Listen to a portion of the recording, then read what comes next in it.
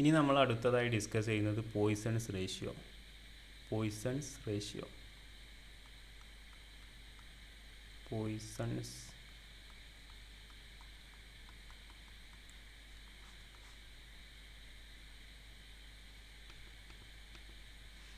Poisons ratio. അപ്പോൾ നമ്മൾ ഇതുവരെ നമ്മൾ ഈ ഇലാസ്റ്റിസിറ്റിയുടെ ആദ്യ സെക്ഷനിൽ ഡിസ്കസ് ചെയ്തിട്ടുണ്ട്. സ്ട്രെസ്സ്, സ്ട്രെയിന്, ഈ ബേസിക്കായ ക്വാണ്ടിറ്റികളൊക്കെ. ഇനി നമ്മൾ ഒരു റബ്ബർ ബാൻഡിൻ്റെ ഒരു കേസ് നമ്മളൊരു ഉദാഹരണമായിട്ട് എടുത്തിട്ട് നമുക്ക് ഈ കൺസെപ്റ്റിലേക്ക് പോകാം. ഒരു റബ്ബർ ബാൻഡ്, ഇത് നമ്മളെന്ത് ചെയ്തു, രണ്ട് ഭാഗത്തേക്കും വലിച്ചു നീട്ടുകയാണെന്ന് വിചാരിക്കുക. രണ്ട് ഭാഗത്തേക്കും ഈ റബ്ബർ ബാൻഡ് വലിക്കുമ്പോൾ എന്താ സംഭവിക്കുക? സ്വാഭാവികമായിട്ടും ഇതിൻ്റെ ലെങ്ത്തിലൊരു ചേഞ്ച് ഉണ്ടാവും. അതായത് ലോഞ്ചിറ്റ്യൂഡിനൽ സ്ട്രെയിൻ ഇവിടെ ഉണ്ടാവും. എന്താണ് ലോഞ്ചിറ്റ്യൂഡിനൽ സ്ട്രെയിൻ ഉണ്ടാവും എന്ന് പറഞ്ഞാൽ ഇവിടെ ഒരു ചേഞ്ച് ഇൻ ലെങ്ത്ത് ഉണ്ടാകും. നമ്മൾ പറഞ്ഞു സ്ട്രെയിൻ എന്ന് പറഞ്ഞാൽ എപ്പോഴും എന്താ, change in dimension by original length. Original dimension അതായത് change in length by original length. നമുക്ക് എന്ത് വിളിക്കാം? ലോഞ്ചിറ്റ്യൂഡിനൽ സ്ട്രെയിനിനെ നമ്മൾ ആൽഫ എന്നുള്ള ലെറ്റർ കൊണ്ട് ഡിനോട്ട് ചെയ്തു. അതായത് alpha is equal to change in length എന്ന് പറഞ്ഞാൽ DL ബൈ ഒറിജിനൽ ലെങ്ത്തിന് നമ്മൾ L, ക്യാപിറ്റൽ L. ഇത് L ആണ് ഇതിൻ്റെ ലെങ്ത്ത് എന്ന് വെക്കുക. ഇവിടെ ചേഞ്ച് ഇൻ ലെങ്ത്ത് DL, നമ്മൾ ഡെൽറ്റ L എന്നൊക്കെ പറഞ്ഞില്ല, അതേപോലെ ഇവിടെ ചെറിയ ചേഞ്ച് ആകുമ്പോൾ DL എന്നാണ് പറയാം. DL by capital letter L. ഇത് നമ്മൾ ഓർത്ത് വെക്കുക. ഇനി നമ്മൾ അറിയേണ്ട കാര്യം, നമ്മളിപ്പോൾ റബ്ബർ ബാൻഡ് ഇങ്ങനെ വലിച്ചു നീട്ടുമ്പോൾ സ്വാഭാവികമായിട്ടും എന്ത് ചെയ്യും, ഇതിൻ്റെ വണ്ണം ഇങ്ങനെ കുറഞ്ഞു വരുന്നത് എല്ലാവരും ഒബ്സർവ് ചെയ്തിട്ടുണ്ടാവും. ഇതിൻ്റെ ഡയമീറ്റർ ഇങ്ങനെ കുറഞ്ഞു വരും ഇല്ലേ? അതായത് ഇവിടെ ഇപ്പോൾ ലോഞ്ചിറ്റ്യൂഡിനലായിട്ട് ഇവിടെ ഒരു സ്ട്രെയിൻ ഉണ്ടാകുന്ന സമയത്ത് whenever there is a longitudinal strain there will be എന്താ നമ്മൾ ആ സ്ട്രെയിൻ വിളിക്കുക? വണ്ണം ഇങ്ങനെ കുറഞ്ഞു വരും, അതായത് ഡയമീറ്റർ ഇങ്ങനെ കുറഞ്ഞു വരും. അതായത് there will be a lateral strain.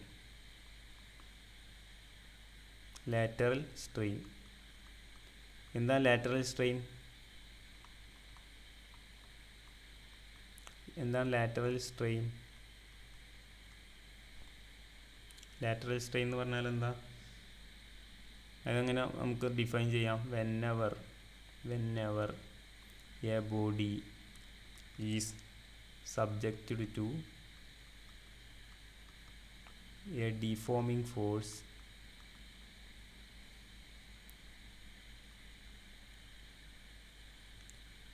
in a particular direction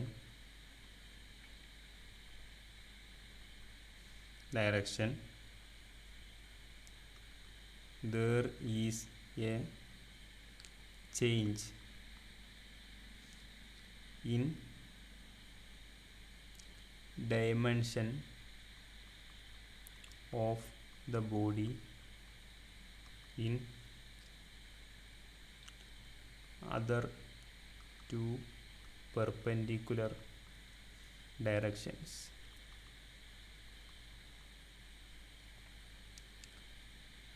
This strain is called lateral strain. ഇവിടെ എന്താ അതർ ടു പെർപെൻഡിക്കുലർ ഡയറക്ഷൻ എന്ന് പറഞ്ഞാൽ ഇതിപ്പോൾ എക്സ് ഡയറക്ഷനിലാണ് ഇത് വലിക്കണമെന്ന് വെക്കുക. അങ്ങനെയാണെങ്കിൽ YZ ഈ രണ്ട് ഡയറക്ഷനിലും അത് ഡയമീറ്റർ കുറഞ്ഞു വരില്ലേ? അതുകൊണ്ടാണ് പെർപെൻഡിക്കുലറായി എന്ന് പറഞ്ഞാൽ രണ്ട് ഡയറക്ഷൻ അവിടെ ഉണ്ടാവും. അത് രണ്ട് ഡയറക്ഷനിലും ഒരുപോലെ തന്നെ ആയിരിക്കും കുറയുക. ഓക്കെ, ഇതിനെ പറയുന്ന പേരാണ് ലാറ്ററൽ സ്ട്രെയിൻ. ലാറ്ററൽ സ്ട്രെയിനെ ഡിനോട്ട് ചെയ്യുന്ന lateral strain is denoted by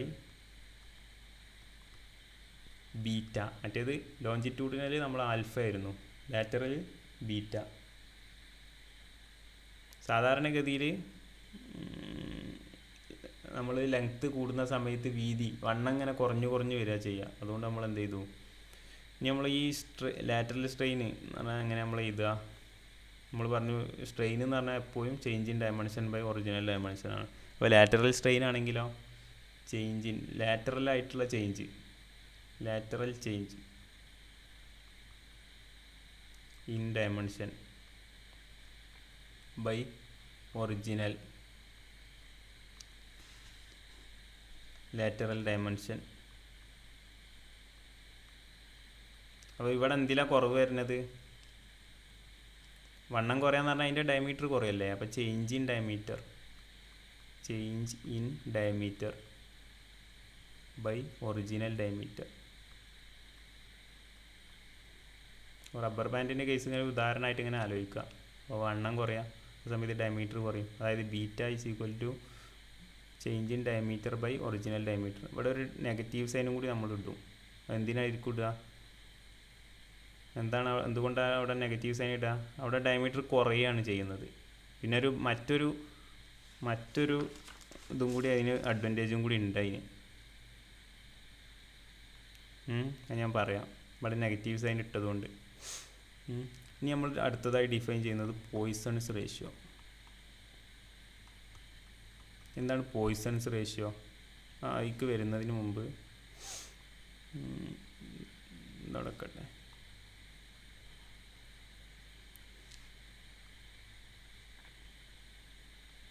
അപ്പോൾ നമ്മൾ പറഞ്ഞു റബ്ബർ ബാൻഡിൽ ലോഞ്ചിറ്റ്യൂഡിനലായിട്ടൊരു സ്ട്രെയിൻ ഉണ്ടാകുമ്പോൾ അതിന് ആനുപാതികമായിട്ട് ലാറ്ററലായിട്ട് സ്ട്രെയിൻ ഉണ്ടാകും. അപ്പോൾ നമുക്ക് എങ്ങനെ അതൊരു പ്രപ്പോർഷണാലിറ്റി ആക്കി എഴുതാം. Lateral strain beta is proportional to longitudinal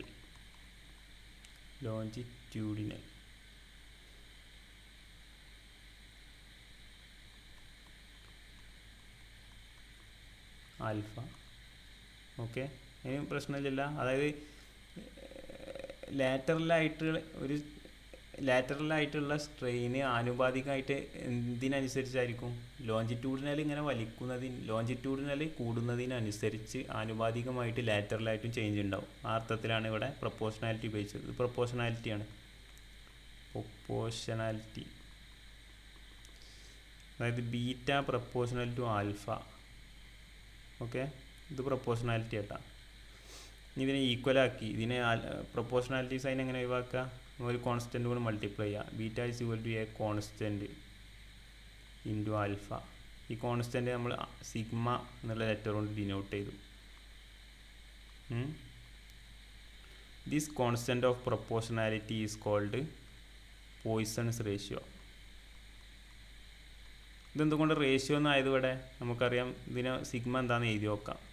sigma is equal to beta by alpha അല്ലേ? Sigma is equal to beta by alpha. That is equal to lateral strain by longitudinal strain. Okay, therefore Poisson ratio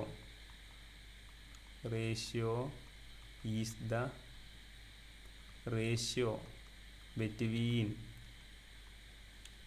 lateral strain to longitudinal strain. Confusion ഇല്ലല്ലോ, simple അല്ലേ ഇത്? പറഞ്ഞാൽ എളുപ്പമാണ്. ഇനി നമുക്കറിയാം beta നമ്മൾ മേലെ പറഞ്ഞു എന്താണ്? -d/d. ആൽഫ എന്ന് പറഞ്ഞാൽ എന്താ പറഞ്ഞത്? Change in length by original length. അത് നമ്മളെ ഈക്വേഷനിൽ ഇവിടെ ഈ ഇക്വേഷൻ ഒന്നും പറയാനില്ല, സിമ്പിളാണ്. Alpha is equal beta by sigma is equal beta by ആൽഫയിൽ കൊടുത്താൽ എന്താവും? -dd/d by dl/l. എന്താ? -dd/dl into l/d.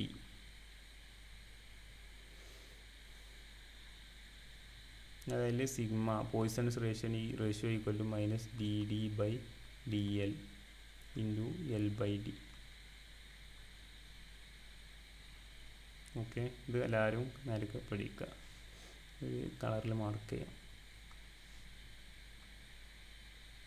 ഇതാണിത് Poisson's ratio.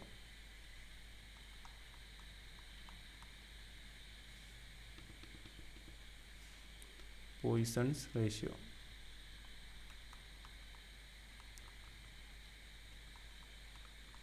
Okay, ഇതാണെന്ത് പോയിസൺസ് റേഷ്യോ. പിന്നെ ഇത് ഇവിടെ നെഗറ്റീവ് സൈൻ ഉള്ളതുകൊണ്ട് അഡ്വാൻറ്റേജ് എന്താണെന്ന് വെച്ചാൽ നോർമൽ സബ്സ്റ്റൻസിൻ്റെ കേസിൽ നമ്മളിപ്പോൾ ഇവിടെ ഒരു നെഗറ്റീവ് സൈൻ ഇട്ടതിൻ്റെ ഉദ്ദേശം എന്താണെന്നും കൂടി വെച്ചാൽ നോർമൽ സബ്സ്റ്റൻസിന് പോയിസൺസ് റേഷ്യോ ഈക്വൽ പോസിറ്റീവ് ആയിരിക്കും. എന്തുകൊണ്ട്? ഇവിടെ ഓൾറെഡി നെഗറ്റീവ് സൈൻ ഉണ്ട്. ഇനി നമ്മൾ അതിൻ്റെ പോയിസൺസ് റേഷ്യോ കണ്ടെത്താൻ വേണ്ടി നമ്മൾ ഇതിവിടെ സബ്സ്റ്റിറ്റ്യൂട്ട് ചെയ്യുമ്പോൾ ഡയമീറ്ററിലുള്ള കുറവിന് ഓൾറെഡി വീണ്ടും നമ്മൾ എന്ത് ചെയ്യും? ഒരു നെഗറ്റീവ് സൈൻ കൊടുക്കും. നെഗറ്റീവ് സൈൻ എഗെയിൻ കൊടുക്കും. അതായത് നമ്മളിപ്പോൾ റബ്ബർ ബാൻഡിൻ്റെ കേസിൽ റബ്ബർ ബാൻഡ് വലിച്ചു നീട്ടുകയാണ്. അപ്പോൾ ഈ റബ്ബർ ബാൻഡിൻ്റെ പോയിസൺ റേഷ്യോ കാണണമെങ്കിൽ നമ്മളതിനെ വലിച്ചു നീട്ടും. എന്നിട്ട് അവിടുന്ന് ഡെൽറ്റ എൽ ബൈ എൽ കാണും. അതേപോലെ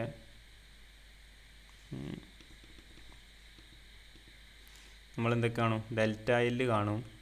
അതുപോലെ ഡെൽറ്റ എന്നല്ല ഡി ആണ് നമ്മൾ ഉപയോഗിച്ച ലെറ്റർ. ഡി എൽ കാണും. അതുപോലെ ഡി കാണും. ഇതെന്താ? Change in length. ഡി എന്നുള്ള ചേഞ്ച് ഇൻ ഡയമീറ്റർ. അപ്പോൾ ചേഞ്ച് ഇൻ ഡയമീറ്റർ കാണുമ്പോൾ നമ്മൾ വീണ്ടും കുറയുന്നു എന്നുള്ള ഉദ്ദേശത്തിൽ ഒരു വട്ടം കൂടി നെഗറ്റീവ് കൊടുക്കും. അത് കൊടുത്ത് നമ്മളിത് കണ്ടെത്തുമ്പോൾ എന്താവും? Poisson ratio will be a positive quantity. Okay. ഇനി ചില സബ്സ്റ്റൻസ്, അതായത് നോർമൽ സബ്സ്റ്റൻസ്, നമ്മൾ ഈ അർത്ഥത്തിൽ സാധാരണ വസ്തുക്കളൊക്കെ വലിച്ചു നീട്ടുമ്പോൾ എന്ത് ചെയ്യും? അതിൻ്റെ ലോഞ്ചിറ്റ്യൂഡിനൽ സ്ട്രെയിൻ കൂടുന്നതിനനുസരിച്ച് ലാറ്ററൽ സ്ട്രെയിൻ കുറയുക ചെയ്യൽ അല്ലേ? റബ്ബർ ബാൻഡിനെ പോലെ തന്നെ നീളം കൂടുമ്പോൾ വണ്ണം അങ്ങനെ കുറഞ്ഞു വരും സാധാരണ വസ്തുക്കളൊക്കെ. അതുകൊണ്ട് തന്നെ നോർമൽ സബ്സ്റ്റൻസിന് എല്ലാം എന്തായിരിക്കും? Sigma will be positive. എന്തുകൊണ്ടാണ് പോസിറ്റീവ്? നമ്മൾ ഈ ഫോർമുലയിൽ കൊടുക്കുമ്പോൾ വീണ്ടും കുറയുന്നതിന് വീണ്ടും ഒരു നെഗറ്റീവ് എടുക്കുന്നുണ്ട്. അപ്പോൾ മൊത്തമായിട്ട് പോസിറ്റീവായിട്ടാണ് വരിക. ഓക്കെ. നോർമൽ സബ്സ്റ്റൻസിന് സിഗ്മ പോസിറ്റീവായിരിക്കും. ചില അബ്നോർമൽ വസ്തുക്കളുണ്ട്, ചില റെയർ വസ്തുക്കൾ, അതെന്തായിരിക്കും? അതിന് നെഗറ്റീവായിരിക്കും സിഗ്മ. അതെന്തുകൊണ്ടാണ്? അവിടെ ലോഞ്ചിറ്റ്യൂഡ് നീളം കൂടുമ്പോൾ വണ്ണം കൂടുന്ന ചില വസ്തുക്കളുണ്ട്. അപ്പോൾ ഇത് വളരെ നോർമലായിട്ടുള്ള വസ്തുക്കളാണ്. അപ്പോൾ ഇതാണ് പോസിറ്റീവ്. നോർമലായിട്ട് അതിൻ്റെ value 0. Sigma for normal substance.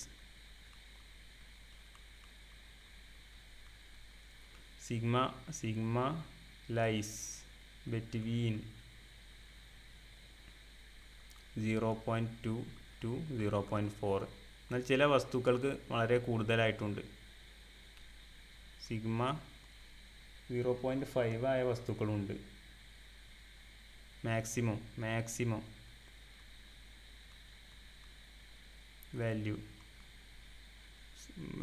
Value of sigma നമ്മൾ ഒബ്സർവ് ചെയ്തത് 0.5 ആണ്. അതുപോലെ maximum negative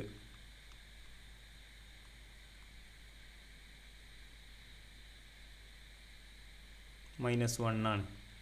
okay, -1. Maximum negative, അതായത് നെഗറ്റീവ് ലിമിറ്റ് വരുന്നത് -1 ആണ്. ഇതിൻ്റെ അപ്ലിക്കേഷൻ എന്താണെന്ന് നോക്കാം. എന്താണ് ഇതിൻ്റെ അപ്ലിക്കേഷൻ? ഇത് നമുക്കറിയാം, പോയിസൺ റേഷ്യോ എന്താ പറഞ്ഞാൽ എന്താ? Lateral strain by longitudinal strain. Poisson ratio 0 എന്ന് പറഞ്ഞാൽ എന്താ? സിഗ്മ = 0 ഇംപ്ലൈസസ് എന്താ ഇംപ്ലൈസ് ചെയ്യുന്നത്? ലാറ്ററലായിട്ട് സ്ട്രെയിൻ ഉണ്ടാവുന്നേ ഇല്ല, നോ ലാറ്ററൽ സ്ട്രെയിൻ അല്ലേ? മേലത്തെ സാധനം 0 ആകുമ്പോഴല്ലേ 0 ആവുക. No lateral strain. Delta L = 0, delta D = 0 എന്നാണ് അതിൻ്റെ അർത്ഥം. ലാറ്ററലായിട്ട് ഒരു ചേഞ്ചും ഇല്ല എന്നാണ് അതിൻ്റെ അർത്ഥം. അതായത് ആ വസ്തു വലിച്ചു നീട്ടിയാലും എന്ത് ചെയ്യില്ല, അതിൻ്റെ വണ്ണം കുറയില്ല എന്നുള്ള ആ ഒരു അർത്ഥത്തിലാണ് സിഗ്മ = 0 എന്ന് പറഞ്ഞാൽ. ഇത് ഇതിന് അപ്ലിക്കേഷൻ ഇതെവിടെ അപ്ലൈ ചെയ്യുക? നമ്മൾ ഈ വൈനിൻ്റെ ബോട്ടിലൊക്കെ ഈ റബ്ബർ ഒരു കോർക്ക് വെച്ചിട്ടായിരിക്കും അടക്കുക.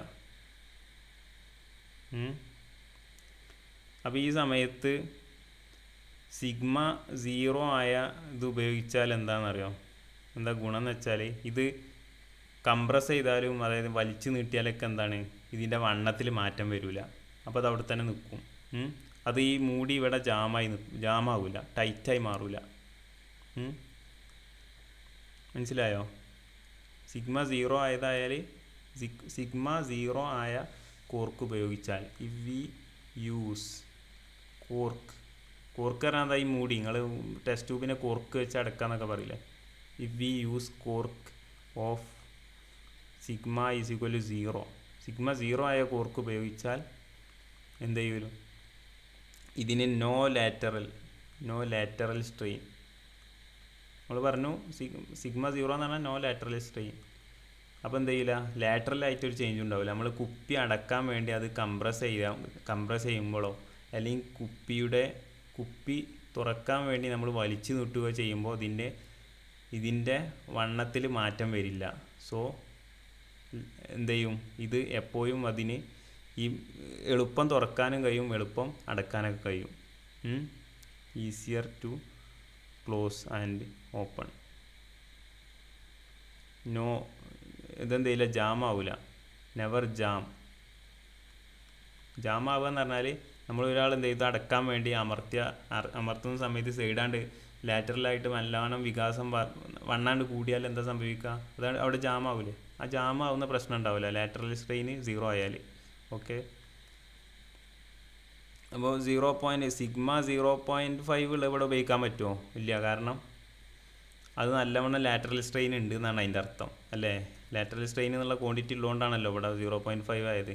അതായത് ഈ സിഗ്മ ഈക്വൽ 0.5 ഉള്ളത് ഉപയോഗിച്ചാൽ അത് അടക്കാൻ വേണ്ടി നമ്മൾ പ്രസ് ചെയ്യുന്ന സമയത്ത് എന്ത് ചെയ്യും, അതിൻ്റെ വണ്ണം കൂടാൻ തുടങ്ങും. ഈ കോർക്കിൻ്റെ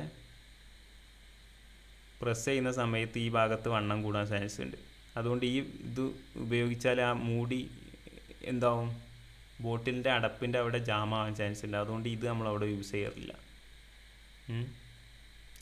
ഇനിയൊരു വേറൊരു കാര്യം കൂടി പറയാം.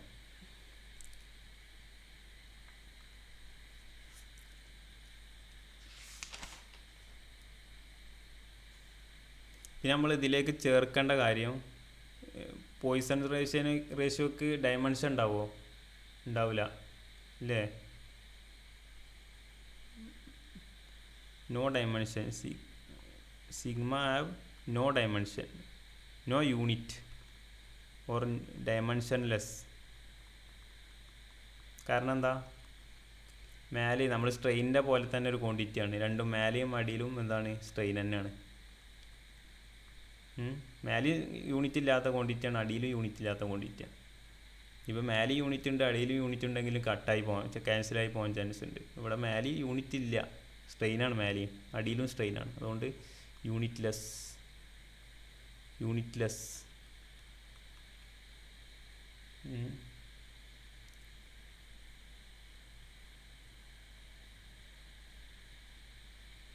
ഇനി നമുക്ക് അടുത്ത പേജ്.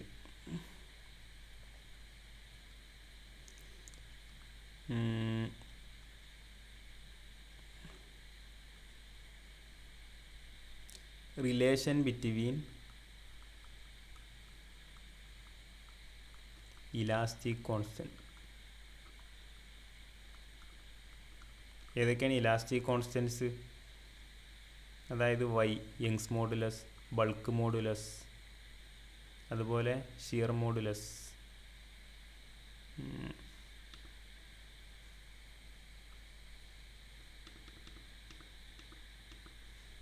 യങ്സ് മോഡുലസ്,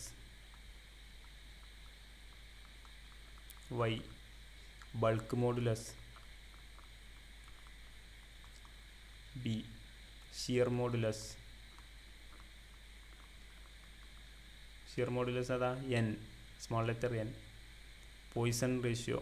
ഇതൊക്കെ ഒരു മെറ്റീരിയലിൻ്റെ പ്രത്യേകതകളാണ്. Poisson's ratio, sigma. ഇതൊക്കെ തമ്മിൽ കണക്ട് ചെയ്യുന്ന ഇക്വേഷൻ, അത് ഇതിൻ്റെ ഡെറിവേഷൻ ഒന്നും പറയുന്നില്ല. നിങ്ങൾ കെമിസ്ട്രി ഇത് കോംപ്ലിമെൻ്ററി പേപ്പറാണ്, അപ്പോൾ നിങ്ങൾക്ക് കൂടുതൽ ഡീപ്പായിട്ടൊന്നും അറിയേണ്ട ആവശ്യമില്ല. നിങ്ങൾ ആ ഇക്വേഷൻ പഠിച്ച് വെക്കുക. ഈ വൈ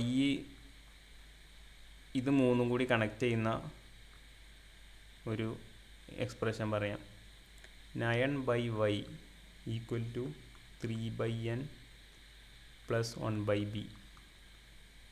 നിർബന്ധമായി പഠിച്ചിരിക്കുക. ഇതിനെ പല രൂപത്തിലേക്ക് മാറ്റാം. ഒന്ന് ഇങ്ങനെ എഴുതാം. നിങ്ങൾ റീഅറേഞ്ച് ചെയ്താൽ y ഈക്വൽ ടു